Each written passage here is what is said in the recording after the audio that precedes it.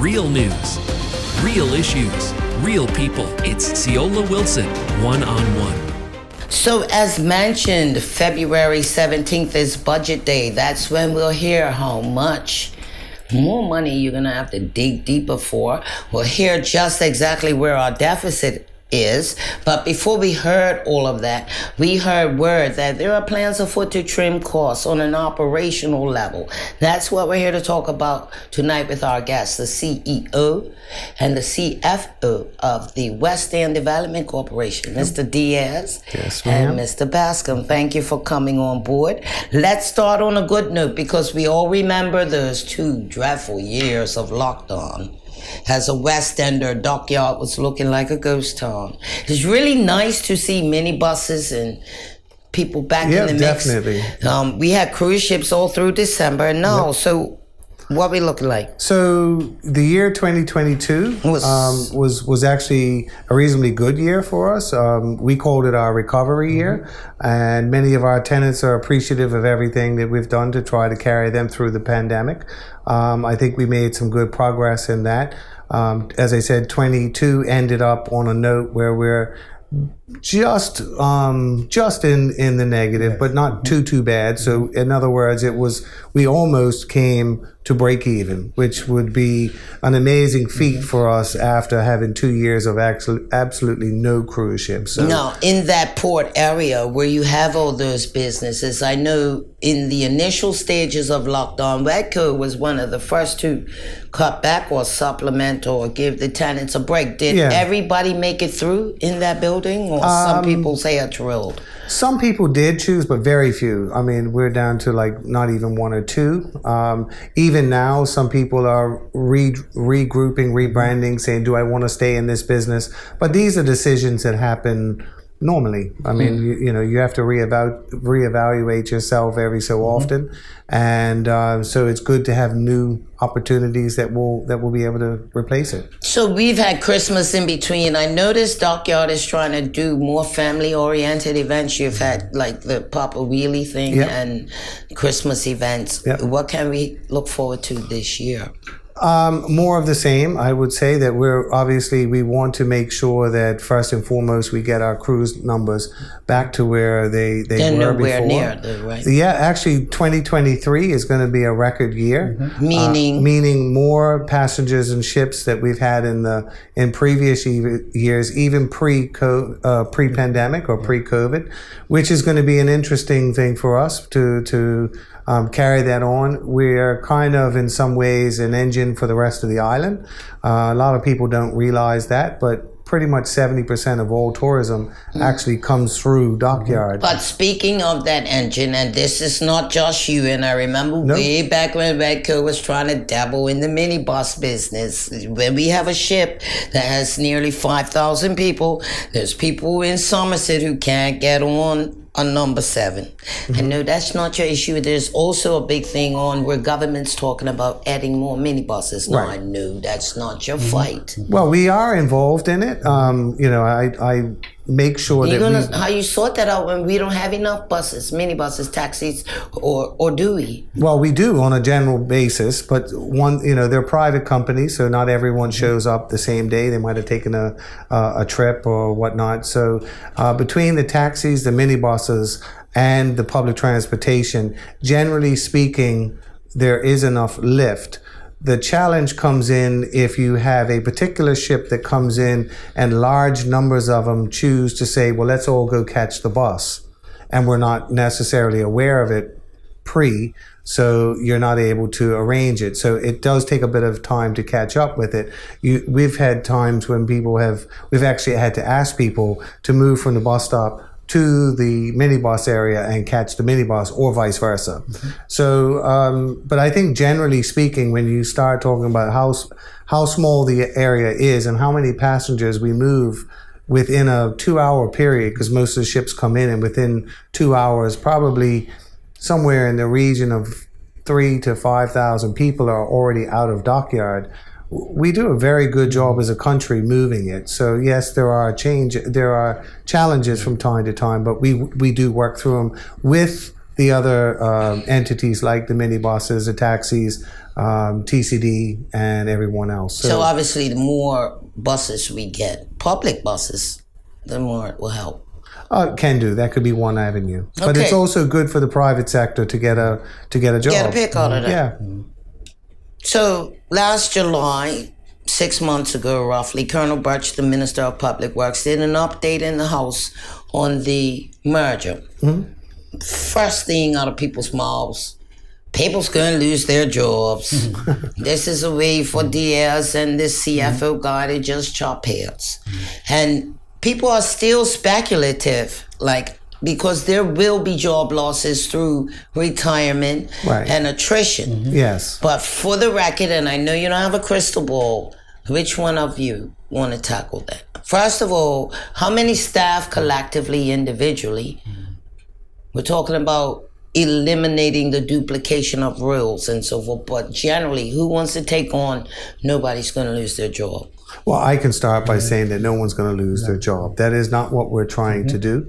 If this was strictly private sector, they may have come in and said, we have 5 people that we could move today, and that would save us an additional $50,000, $100,000 for this year. We're doing it. That's not what we're doing. However, there are significant savings year 1, year 2, and year 3, and I'll turn that over to Kent so that Kent can give you the numbers on that. Sure. Talk to me about money, though. Collectively, you guys run multi-million-dollar budgets. Off the top of your head, how many millions are you looking to shave by eliminating 2 roles in different areas? Or talk to me about numbers generally. Where you looking to be? Sure. For our first year, we're looking at possibly between $500 and $1 million. Versus what now? Our budget for Wedco runs around $12 million annually, and BLDC's budget is around $7 million annually. So you're looking at $19 million, so cutting that down to about $18 million. Altogether? Yes. That's how much off then? That's $800. That's about 8. Percentage-wise? Dollar-wise? That's $800,000. So year 2, what? So we're down to 18 from overall, what's your number? You hope to trim how many dollars off your budget? And how? Going forward, yes. So through natural attrition, as you mentioned earlier, case in point, let's say we have 2 HR managers at the present time.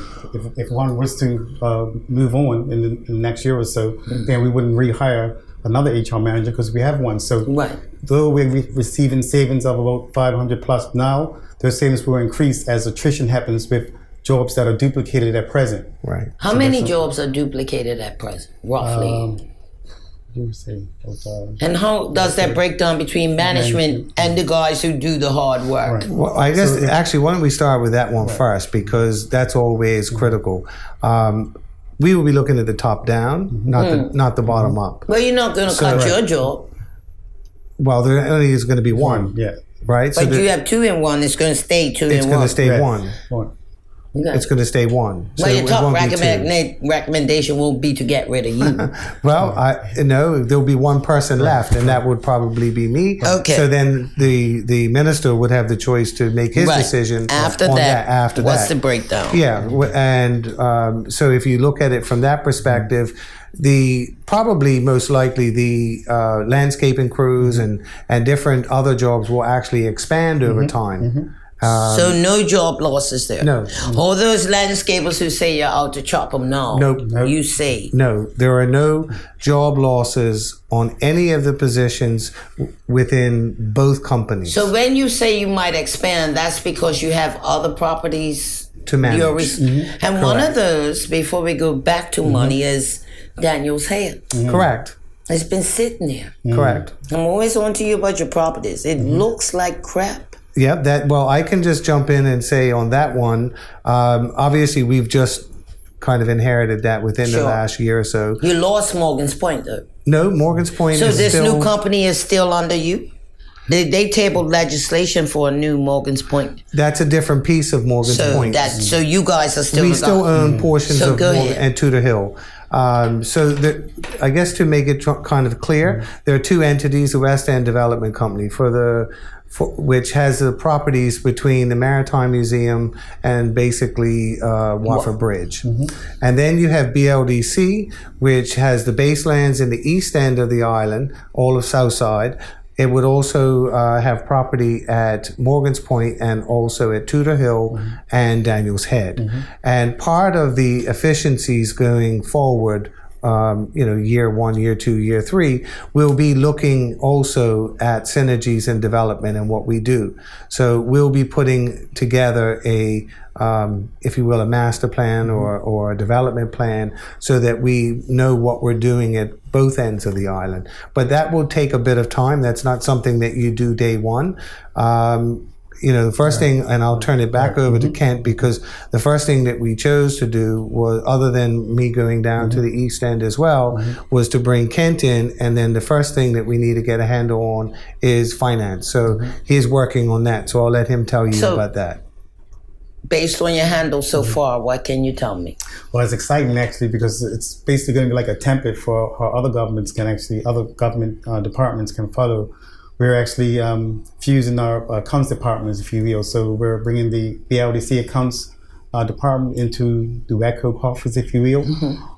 So the staff there will sort of move into Dockyard, and we'll obviously achieve economies of scale in that regard. And so we all be under one roof managing the accounting staff. So that's the first department within this whole two organizations that are starting to merge, if you will. Okay. And so that will be a litmus test or so a guide. Where are those staffed on East now? In Southside building. So that building will be vacant. House is called. So they'll be coming up west. Yes, correct. So if I took that job, because I live in St. David's, I got a long drive ahead of me. Yes. Okay, go ahead. What else? So again, that's the accounts department. Sure. So and that's basically going to be a guideline on how maybe the property and management department as well as the facilities department can follow suit as well on how we're doing it. So we're sort of leading the way in that regard. Sure. And I'm pretty pleased with the development thus far, because our administrators within Wedco have also spent time out down at Southside and learned their processes, learned how to do things.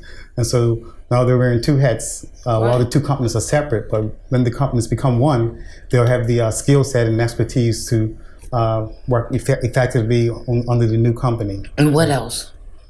That's where you are now. Yes. Is it expected that the two will be one by next January, or just the plan? No. They will be one by the beginning of 24. That is what we were asked to do, and that is what we will do to deliver. Right. So does it mean if I'm a landscaper and I work BLDC and I'm used to doing the landscaping on that end, eventually I might have to be working in between both? No, I would say on the facility side, I mean, because there is a geographical difference between the two, you'll keep them. We'll still have that. But what it does provide us the opportunity to do is, over time, if we have a major thing that we're trying to do, we'll be able to get the extra people to come in, give a push, and it might be in the East End, or it might be in the West End, or it might be at and if your property's everywhere, that could happen. That definitely could happen. But generally speaking, the facilities are because they are separate and they have to run, and they have infrastructure at both ends with sewage, water. We're always going to have sort of an East depot and a West depot. So speaking of infrastructure, I know Wedco did some stuff with reverse osmosis and sewage for the ships. But you've got some long-standing tenants in some of your apartments up there that have some issues. How's that working out for you? Well, not issues. Okay. They just say Wedco don't come and fix you.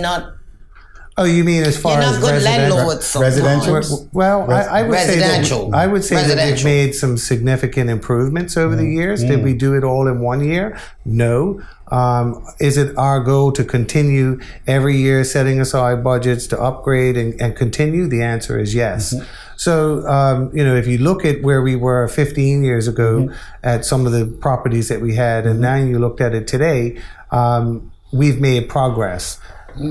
If you're asking me, and I think that's what you're doing, saying, are you happy as to where you are? The answer would be no. And that we will continue to upgrade and to continue to provide a better product. So moving forward, long before you and everybody was here, we had that property down there, and the Royal Naval Dockyard has been there. And over the years, I've noticed that some good people have come through the ranks in that country. I want to in that company or corporation. I want to shout out to the West End crew, because those guys do a really immaculate job. Amazing job. I mean, I can't keeping that place. Yeah, Oh, we're definitely. proud. We're very proud. We're very proud of all of what our, and I wouldn't want to pick on one particular No, group, but I'm just because saying. even starting in accounting, I mean, accounting wise, every year we've had good audits with it. We haven't had bad audits. The only issue in the audit, and that came up more recently, was about the timing. But the truth of the matter is that we don't always control the time, that actually is between both the When AG I as say well that, as you us. say over the years you've had some guys that's been there a long time. So Definitely. it's a lifelong career. What would you say moving forward? Because people say, I don't know if I want to do that type of work, but some strong hard community people who have worked for years for these companies. It's a career you could come and pretty much work for life. You know? So what would you say to people listening who think, oh, these guys are getting ready to chop jobs, why should I even bother? Because I see on your website you always have consistent job opportunities. Well, I mean, one thing I like to add, which probably will help answer your question, is that Wedco believes in development of people. And what I mean by that, training and development is a big part of what we do. You know, we have courses, we have opportunities for persons to get certificates and the like. That's something that we always pride ourselves in. So if someone is interested in taking the next step in their career, haven't been there long, we facilitate that, definitely. Yeah. How many years you been? 11 years myself. How'd you start out? I started out as at Wedco in this position. And so you went to school for accounting? Yes, I'm a CPA qualified. Yes. All right. They say guys like you don't exist. Wedco snatched you up. Yeah, there you go. Wedco snatched me up. We'll be back. Talk about it a little more right after this. We'll be right back after these messages. Stay tuned.